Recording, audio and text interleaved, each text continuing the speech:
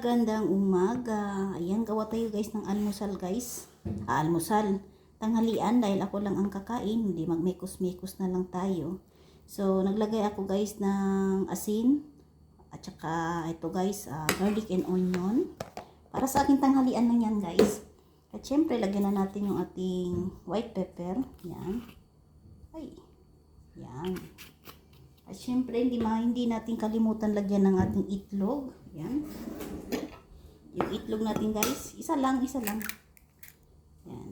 Ito yung itlog natin guys, lalagyan na natin. Yan. At syempre, yung ating cornstarch. Huwag natin kalimutan lagyan ng cornstarch. Ayan. Halo-halo na natin yan guys. Yan. O, diba? So, ganun lang guys. Yan, tama na yan. Dali, yung ating itlog guys, ang ating talong yan guys, nasa ano lang yan, nasa 5. Pero, hindi naman maganda lahat, may uod na yung dalawa. So, 3 lang confirm na okay siya. So, ganito lang guys, ang aking pang tanghalian ngayon. Siyempre ako lang kakain. Yan, lagyan natin yung ganito lang guys, halo. Maraming klaseng pwede guys sa italong. Pwede nyo gawing yung may ang tawag doon, torta talong. Pwede nyo to gawing kilaw na talong. Pwede nyo din to gawin sukba na talong. Lahat pwede gawin. Nasa inyo na yan kung anong gusto nyo. Eh ako naman, ang makakaiba naman, hindi ko na gawin ginawa ng bale, nalaga ko muna to. Tapos kung nilaga, syempre, nalagay ko ng mga ingredients sa loob, yung mga garlic onion. So mamaya piprituhin natin to, papakita ko sa inyo. Ito yung aking tanghalian. At meron pa ako leftover na naiwan na seafood, initing ko na lang. Yun, without rice tayo naman. Yan na guys. Ito na guys, mag-umpisa na tayo magprito guys ng ating talong. Lagyan natin ng mantika, syempre. Yan. Katantama ng mantika. Ito yung gamit ko mantika guys, na knife. Yan. Pero baka ibahin ko yung yan. Ayan, dito na tayo. So, mainit-init. Huwag masyado natin.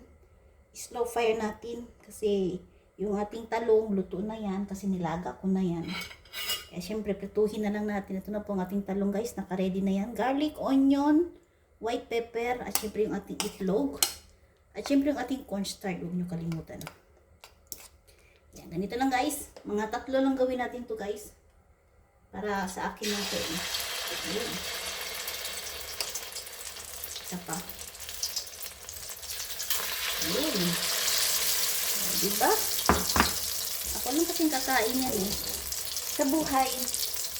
Hindi na gawin komplikado. Diba guys? At syempre mamaya, pag maluto na yan, ito yung naiwan na kahapon guys. Ito yung naiwan na kahapon na nagluto ako ng seafood na may kasamang shell, nylon shell. Yan, hipon, at syempre yung ating squid. So mamaya initin ko yan. Share ko yan guys, hindi ko lang kinain kagabi kasi ayaw ko nang kumain. Lalo na ngayon, nagagasat na ako. Sayang naman itapon yan.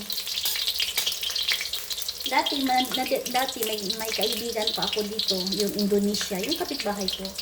Lahat ng share ko, binibigay ko sa kanya kasi ayoko naman kumain.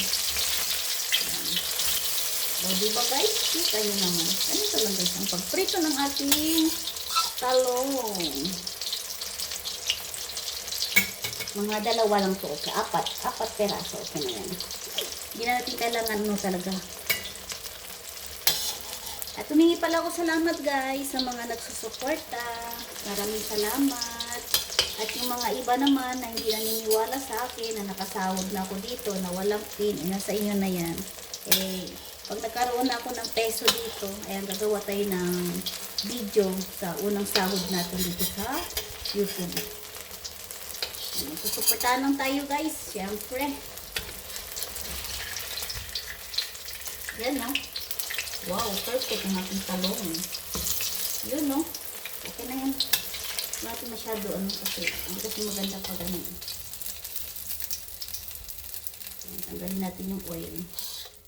Kasi gaya ng sinabi ko, luto na po ang talong, nalaga na natin yan. So, sa ano guys, sa talong, kompleto na yan ingredient.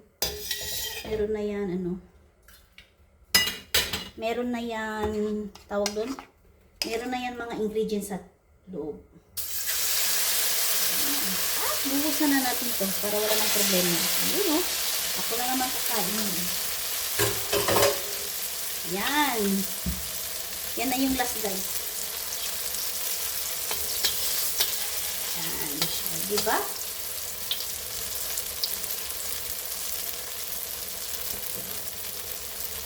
Ito na guys, ang talong ko guys. O diba? Dalawa lang. Yuppie! Plus meron pa tayo another dalawa ulit. So, hindi mo na kailangan ng kanin.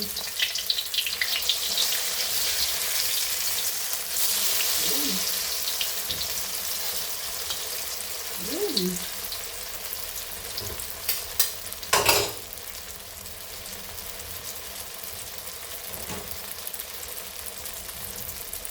Iwasan natin yung oil.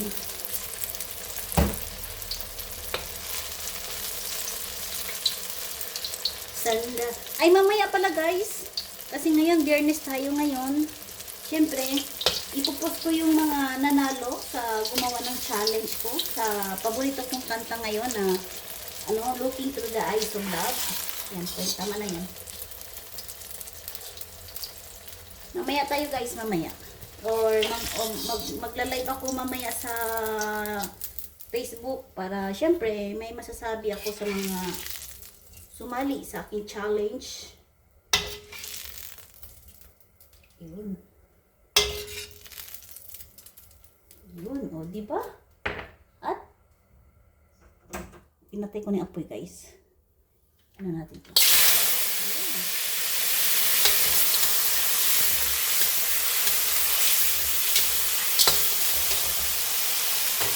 Sayang itapon din. Ito yung aking guys sa kaapon ulam na seafood. Yan. Tama na yan. Kaysa naman initin mo sa microwave. Hindi maganda talaga yung pagkain sa microwave. Initin natin.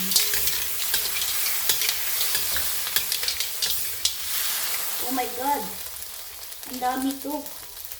Hindi ko ito maubod. Yun, no?